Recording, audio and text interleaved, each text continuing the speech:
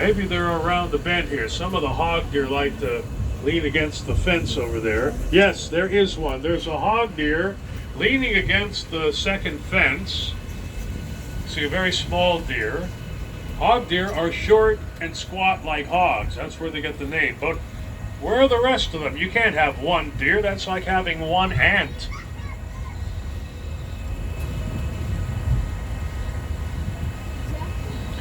Well, at least you have escaped the peacock drama we get a couple of times a day. We don't have any peacocks from here to the end of the tour. They don't like it around here. But you know, as gorgeous as these birds are, that's how obnoxious they can be. They don't fly well, but they fly well enough to get up on top of the monorail track. And when they do, they will sit there and stare us down and just dare us to run them over. Of course, we're not allowed to do that. Oh, now I see where all the deer are. They're on top of the hill.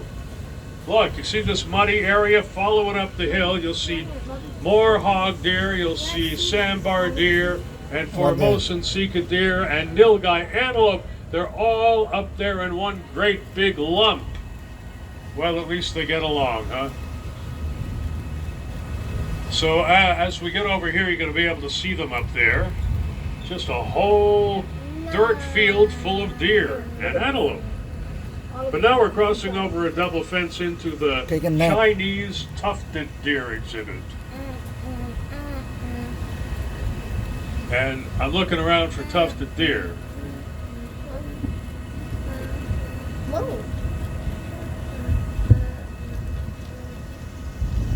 And I'm still looking around. Well, I'm sorry guys, it's a second animal that is hiding from us. I apologize for the tufted deer. These are also very elusive. We don't see them every day.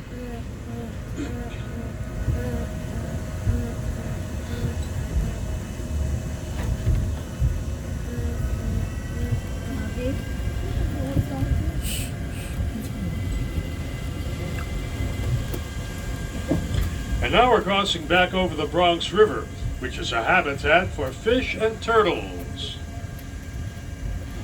Most important, though, the Bronx River is a place where migrating birds can stop and take a rest. And if you think it's beautiful now, come back in October. Now we're entering a rocky area where we keep the mountain goats. We have two species, Himalayan tar and markhor. The markhor are the ones with the curly Q horns, like this guy on the rock here. Males have big horns, females have little horns. Look, it's in the hill. Now, after the guy on the rock, look down there in the hay. Lying in the hay is Herb. Herb is our alpha male markhor, by virtue of those 5-foot-long horns. And look how gray he's getting. Herb is becoming an old goat. See that, Mahreen? Mountain goats have specially adapted hooves with rubbery cores that grip the rock. Like a mountain boot, only better. Right here. Look, they're and all walking. the rock here is called the Manhattan Schist. This is what the skyscrapers are built on. We have a vein of it that runs all the way through the Bronx and crops up here at the zoo. I see.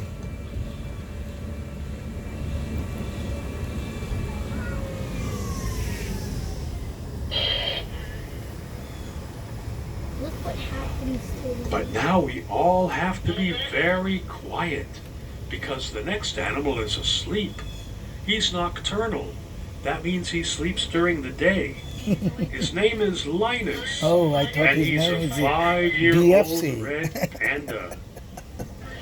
Now finally red I got pandas one live in Nepal and China. who And sleep in in Nepal, the they're called daytime. hunho, which means fire You know, fox. this animal name is But Linus DFC. isn't related to foxes. Who? He's not even DFC. related to the giant panda, even though he eats bamboo. Linus is really related to skunks and weasels. Look, look. Yes, there's a deer. Actually, it's a deer. But there's the air. Second warning, monorail.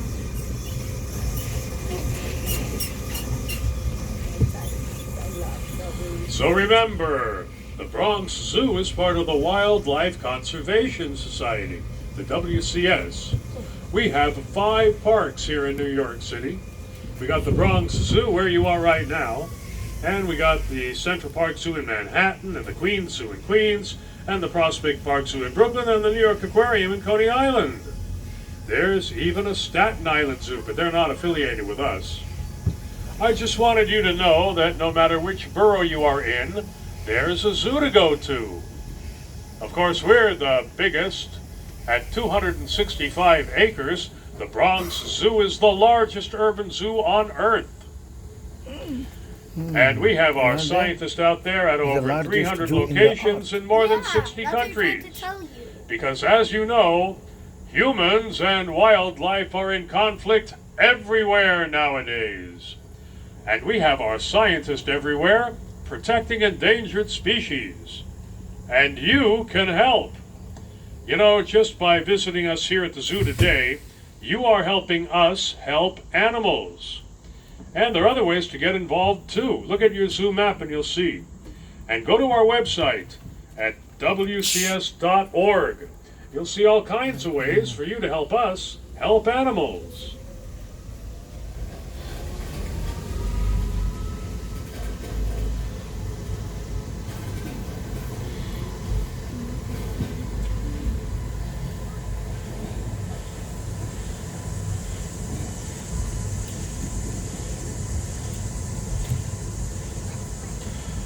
Well, our Wild Asia monorail adventure is now coming to an end.